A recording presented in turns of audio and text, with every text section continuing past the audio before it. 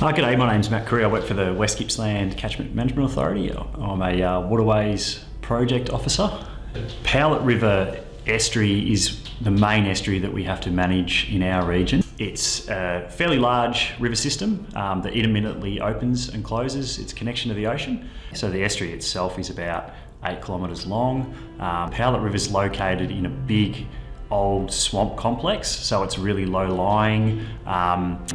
And it's an estuary that closes after prolonged periods of dry. So generally that occurs over late summer, early autumn, after the spring rains have slowed down, and with the river flow slowing down, that sand builds up and basically seals the river off from the ocean.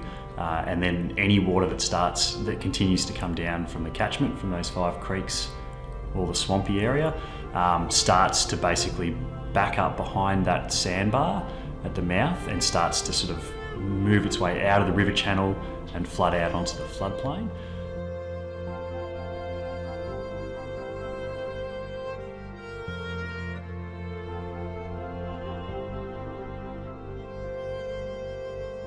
So the salt wedge is basically the area where the fresh and the salt water meet, and that moves up and down throughout the system based on river flows and ocean influences. And so this system, this EPBC listing is basically for the species that live and survive off that salt wedge movement, so the insects and the fish and the vegetation. So basically that's why this system is very important. So our main role and the role of land care is to revegetate the catchment to improve the water quality, and the other role we've got is to manage the estuary closures. So the estuary closes most years during dry times, and it'll basically flood the floodplain beside the estuary, which is agricultural land mainly, and as a result it needs to be artificially opened to the ocean.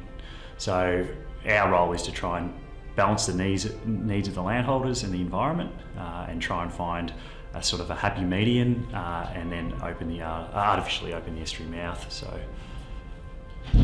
So yeah, basically we're informed by the Estuary Entrance Management Support System, which contains all the data about these values, and then we also have to assess the feasibility, so whether the water quality is suitable, and the river flows are suitable, and also whether the ocean conditions are suitable for an opening.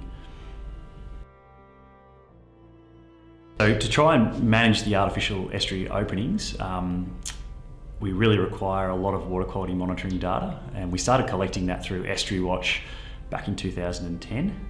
And so that was basically monitoring that we did. We monitored the water profile at a number of sites throughout the estuary, and we also regularly monitored the estuary mouth. So that gave us a good snapshot of how the estuary functions throughout different times of the year, so when the freshwater generally occurs and when it's more salty, and so we got a really good understanding of that. And from that, we were able to identify other needs for monitoring, and that's where we identified the need for a permanent monitoring station. We established a site on the mouth of the Powlett Road, so that site was incorporated through the Regional Water Monitoring Partnership, and that site monitors water level height and EC, so conductivity. We also use that site plus another site further upstream that monitors river flow, and the two of those sites we use before, during and after an estuary closure.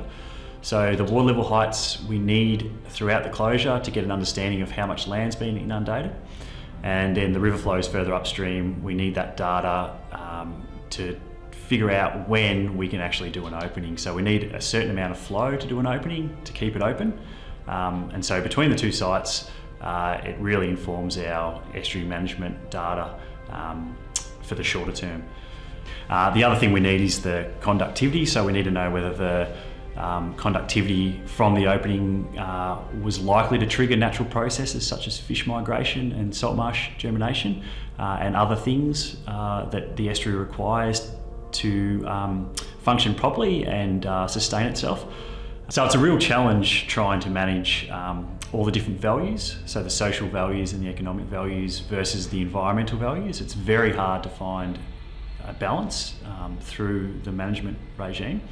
The one thing we are reducing is the risk of fish kills, but the long-term health of the estuary It's hard to know what the effect of having to proactively open the estuary mouth is going to have long term on the health of the system.